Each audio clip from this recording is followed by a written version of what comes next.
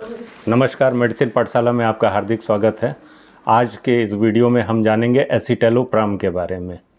एसिटेलोप्राम के बारे में जानने से पहले आप इस चैनल को सब्सक्राइब कर दीजिए, वीडियो को लाइक कर दीजिए और बेल नोटिफिकेशन की घंटी दबा दीजिए ताकि कोई भी वीडियो अपलोड हो तो सबसे पहले आपके पास नोटिफिकेशन पहुंच जाए।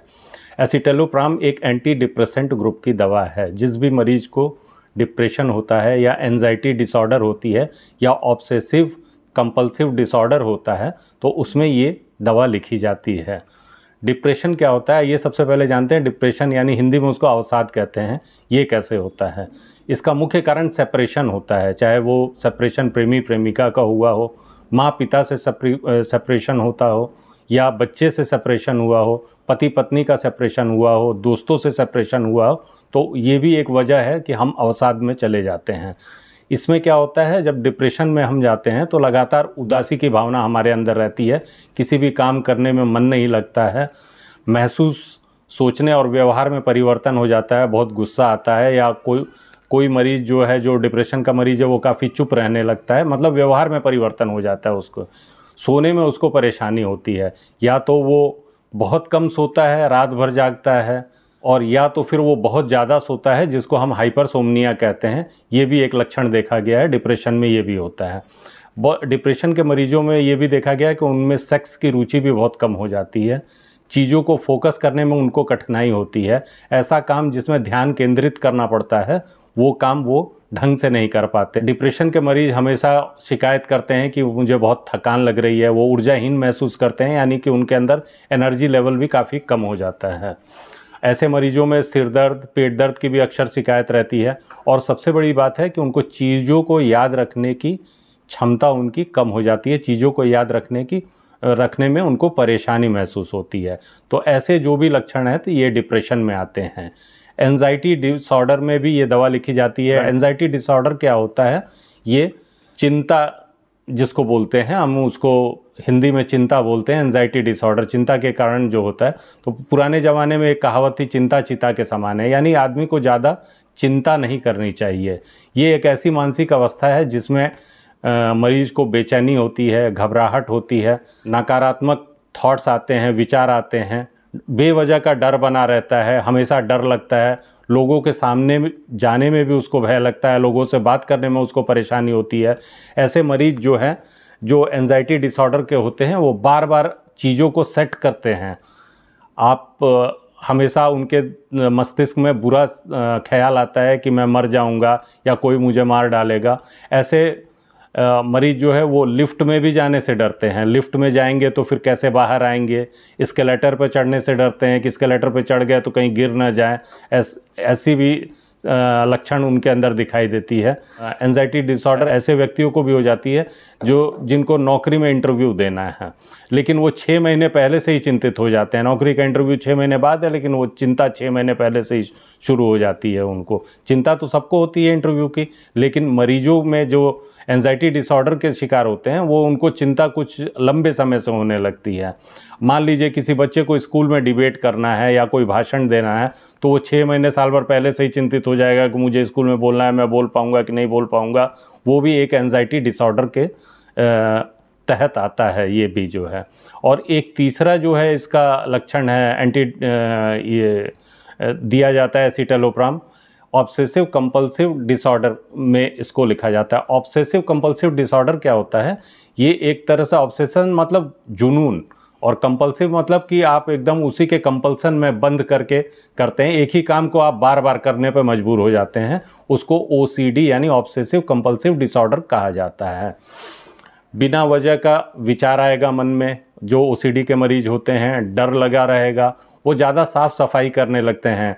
और सबसे बड़ी बात देखी गई है कि वो बार बार हाथ धोने लगेंगे कि ये चीज़ गंदी है, ये कपड़ा साफ़ नहीं है, यहाँ मैं बैठूंगा नहीं। वो बार बार हाथ धोने लगेंगे, बार बार किसी चीज़ की जांच करने लगेंगे। जैसे वो दरवाजे की सिटकिनी बंद की है और उसके बाद थोड़ी देर बाद फिर वो जा करके खोल के चेक करेंगे कि मैंने बंद की थी कि नहीं की थी। उनको पैसा दे दीजिए तो वो बार बार गिनने लगेंगे, कहीं कम तो नहीं गिन लिया, कहीं ज़्यादा तो नहीं गिन लिया। तो ऐसे भी मरीज जो होते हैं वो ओसीडी के शिकार होते हैं। तो जब इन शिकायतों के साथ आप डॉक्टर के पास जाते हैं तो डॉक्टर आपको एसिटेलोप्राम प्रिस्क्राइब करते हैं। एसिटेलोप्राम जो है वो 5, 10 और 20 मिलीग्राम में आता है। ये एंटी डिप्रेसेंट ग्रुप की दवा है। एसिटिलोप्राम का काम क्या होता है, मुख्य इसका काम क्या होता है, ये इसको SSRI बोलते हैं, यानी सिलेक्टिव सेरोटोनिन रीअपटेक इनहिबिटर बोला जाता है।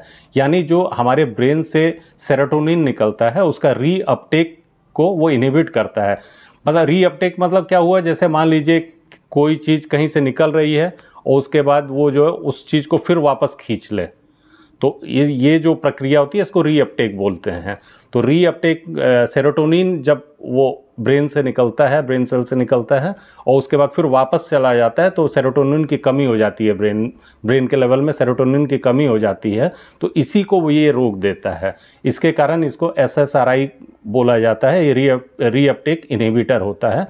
ये ब्रेन में सेरोटोनिन के लेवल को बढ़ाता है, यानी जो भी जो है रिलीज हुआ है सेरोटोनिन उसको वापस नहीं जाने देता, उसको ब्रेन के लेवल पे मेंटेन रखता है, जिससे आप जो मरीज होते हैं वो शांत होते हैं, उनका एंजाइटी कम होता है, टेंशन कम होता है, उनको नींद अच्छी आती है।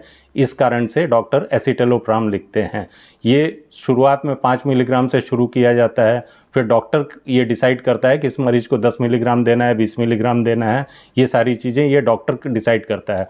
और बिना डॉक्टर की सलाह के ये दवा कतई नहीं लेनी चाहिए और ना ये दवा छोड़नी चाहिए। जैसे मान लीजिए कि डॉक्टर ने आपको प्रिस्क्राइब कर दिया कि आप 10 दिन ये दवा लीजिए, आप 20 दिन, 1 महीने ये दवा लीजिए, आपको धीरे धीरे आपको लगेगा कि मैं ठीक हो रहा हूँ और आपने अपने मन से दवा छोड़ दी। ये कभी नहीं करना चाहिए बिना डॉक्टर की सलाह के, क्यों डॉक्टर ही ये समझेगा कि इस मरीज को कब तक दवा पे रखना है और कब इस दवा का प्रॉपर विड्रॉल करना है। इसीलिए ये दवा बिना डॉक्टर के सलाह के न लेनी चाहिए और न बिना डॉक्टर के सलाह के ये दवा छोड़नी चाहिए। इसके अलावा हम क्या कर सकते हैं कि हम डिप्रेशन, एंजाइटी डिसऑर्डर या ऑब्सेसिव कंपल्सिव डिसऑर्डर से के शिकार हम ना हो, इसके लिए हम क्या कर सकते हैं। इसके लिए सबसे अच्छा काम है कि व्यक्ति को मेडिटेशन करना चाहिए, कुछ एक्सरसाइज करना चाहिए और हमें स्क्रीन टाइम पे कम ध्यान देना चाहिए, चाहे वो मोबाइल हो, चाहे वो टीवी हो, चाहे वो लैपटॉप हो, इस पे थोड़ा सा कम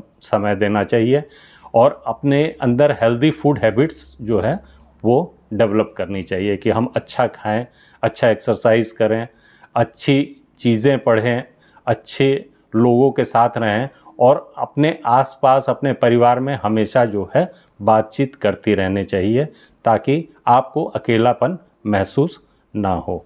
इसके 2 अच्छे ब्रांड्स जो हैं मार्केट में मिलता है, नेक्सिटो के नाम से ये आती है, नेक्सिटो, और एसिटाडेप जो है इस नाम से भी ये दवा आती है और कई 20-25 ब्रांड हैं इसके एसिटिलोप्राम के बारे में।